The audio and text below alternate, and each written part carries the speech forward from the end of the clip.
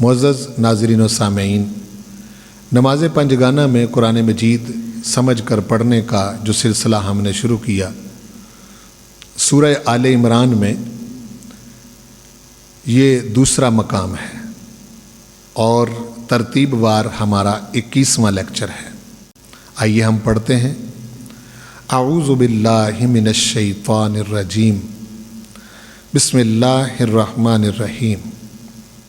یا ایھا الذین آمنوا اتقوا اللہ حق تقاتہ ولا تموتن الا وانتم مسلمون واعتصموا بحبل اللہ جمیعا ولا تفرقوا واذکروا نعمت اللہ علیکم اذ کنتم اعداء فألف بین قلوبکم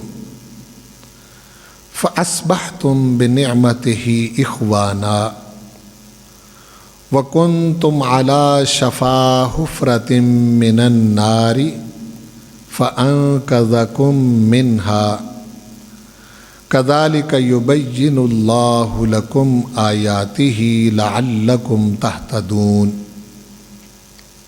آئیے ہم اب ان دو آیتوں کو سمجھ کے پڑھتے ہیں۔ یا ایھا الذین آمنوا اتقوا اللہ، اے ایمان والو ڈرو اللہ سے، حق تقاتہ، جیسے حق ہے اس سے ڈرنے کا، ولا تموتن، اور تم ہرگز نہ مرنا، الا وانتم مسلمون، مگر اس حال میں کہ تم مسلمان ہو، یعنی اگر تمہیں موت آئے تو مسلمان ہونے کی حالت میں آئے۔ وَاعْتَصِمُوا بِحَبْلِ اللَّهِ جَمِيعًا، اور مضبوطی سے تھام لو اللہ کی رسی کو سب مل کر، وَلَا تَفَرَّقُوا، اور فرقے فرقے نہ ہو جاؤ۔ وَاذْكُرُوا نِعْمَتَ اللَّهِ عَلَيْكُمْ، اور یاد کرو اللہ کی نعمت کو جو اس نے تم پر کی۔ اذ کنتم اعداء، جب تم ایک دوسرے کے دشمن تھے۔ فألف بین قلوبکم، تو اس نے محبت ڈال دی تمہارے دلوں کے درمیان۔ فاصبحتم بنعمتہ، پس تم بن گئے اس کی نعمت کی وجہ سے اخوانا، بھائی بھائی۔ وَكُنْتُمْ عَلَى شَفَا حُفْرَةٍ مِّنَ النَّارِ، تم آگ کے گڑھے کے کنارے پر تھے۔ فَأَنْقَذَكُم مِّنْهَا، تو اس نعمت نے تم کو اس سے بچا لیا۔ كَذَلِكَ يُبَيِّنُ اللَّهُ، اسی طرح بیان کرتا ہے اللہ تعالیٰ، لکم آیاتہ، تمہارے لیے اپنی آیتیں، لعلکم تہتدون، تاکہ تم ہدایت پا جاؤ۔ اب ہم دیکھتے ہیں کہ ان دو آیتوں میں باری تعالیٰ نے ہم کو کیا سمجھایا ہے۔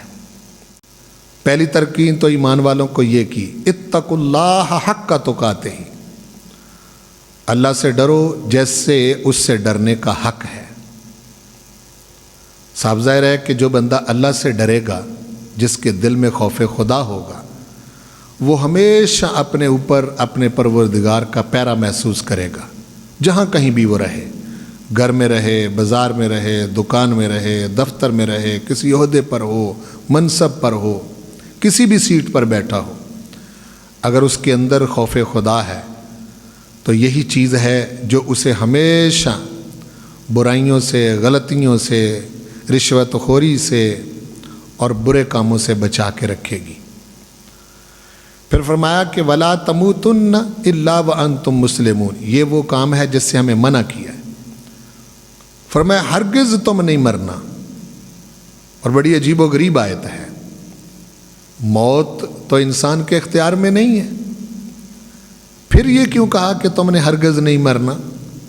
الا وانتم مسلمون، مگر اس حال میں کہ تم مسلمان ہو۔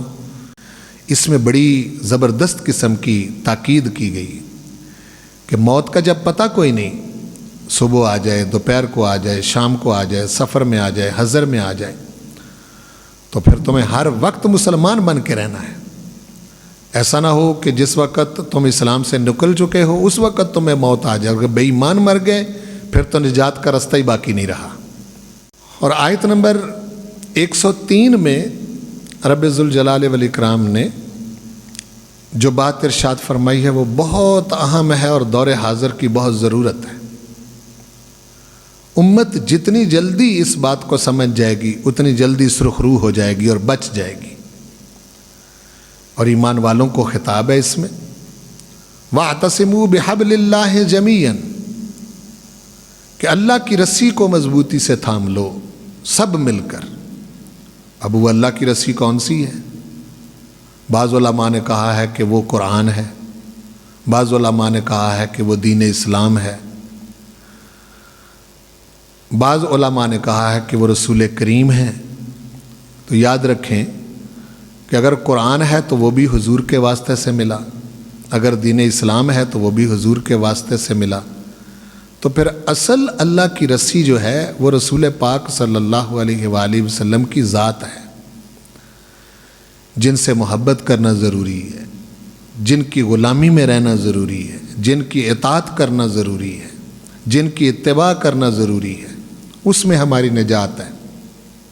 اور اس وقت امت حضور کے نام پر ہی جمع ہو سکتی ہے۔ وَلَا تَفَرَّقُوا، فرقے فرقے نہ ہو جاؤ، یعنی ایسا نہ ہو کہ تم حضور سے ہٹ جاؤ اور پھر تم الگ الگ گروہوں میں بٹ جاؤ اور تقسیم ہو جاؤ، جس کا تمہیں نقصان یہ ہوگا کہ تمہارا دشمن تم پر غالب آ جائے گا، چونکہ بکھرے ہوئے انسانوں کا کوئی مجموعی نقطہ نظر نہیں ہوتا، مجموعی عقیدہ نہیں ہوتا، کوئی کدھر جا رہا ہے کوئی کدھر جا رہا ہے۔ اور پھر احساس دلایا پروردگار نے کہ وَاذْكُرُوا نعمت اللہ علیکم، یاد کرو اللہ کی وہ نعمت جو اس نے تم پر کی۔ وہ نعمت پھر وہی تین چیزیں، بعضوں نے کہا کہ وہ اللہ کی نعمت قرآن ہے، بعضوں نے کہا ہے کہ وہ اللہ کی نعمت دین اسلام ہے، بعضوں نے کہا ہے کہ وہ اللہ کی نعمت رسول پاک کی ذات ہے۔ لیکن آیت کا سیاق و سباق بتاتا ہے کہ اگر قرآن ہے تو وہ بھی حضور کے واسطے سے ملا، اگر دین اسلام ہے تو وہ بھی ہمیں حضور سے ہی ملا ہے۔ تو اس لیے اصل اللہ کی نعمت جو ہیں وہ حضور ہی ہے۔ اذ کنتم اعداء فالف بین قلوبکم، جب تم آپس میں ایک دوسرے کے دشمن تھے، جب حضور کریم صلی اللہ علیہ وآلہ وسلم مدینہ شریف تشریف لائے تو اوس اور خزرج کی آپس میں 100 سال سے جنگ جاری تھی، تو حضور علیہ السلام کی وجہ سے ان کی نفرتیں ختم ہو گئیں، جنگوں کا ماحول ختم ہو گیا، وہ آپس میں بھائی بھائی بن گئے۔ تو کل دنیا کے مسلمان، کل روئے زمین پر بسنے والے مسلمان حضور کریم صلی اللہ علیہ وسلم کی وجہ سے آپس میں بھائی بھائی ہیں، اسلام کی وجہ سے بھائی بھائی ہیں، قرآن کی وجہ سے بھائی بھائی ہیں۔ تو فرمایا کہ دیکھو یاد کرو وَكُنْتُمْ عَلَىٰ شَفَا حُفْرَةٍ مِّنَ النَّارِ فَأَنْقَذَكُم مِّنْهَا، جب تک حضور علیہ السلام کے دامن سے تم وابستہ نہیں ہوئے تھے اس وقت تم دوزخ کے کنارے پر کھڑے تھے اور بس گرنے ہی والے تھے کہ فَأَنْقَذَكُم مِّنْهَا، تو حضور کریم صلی اللہ علیہ وآلہ وسلم نے تم کو اس سے بچا لیا۔ اب دوزخ سے بچنے کا واحد رستہ رسول کریم صلی اللہ علیہ وآلہ وسلم کی غلامی ہے، اس کے سوا اور کوئی نہیں ہے۔ ہمیں یہی آنا پڑے گا، یہی ہمارے لیے سب سے افضل رستہ ہے، سب سے بہتر نجات کا رستہ ہمارے لیے یہی ہے کہ ہم حضور کریم صلی اللہ علیہ وآلہ وسلم کے سچے غلام بن جائیں اور اللہ کے سچے بندے بن جائیں، دین اسلام پر رہیں، اس دین کو اختیار کریں اور سیدھے رستے پر چلیں۔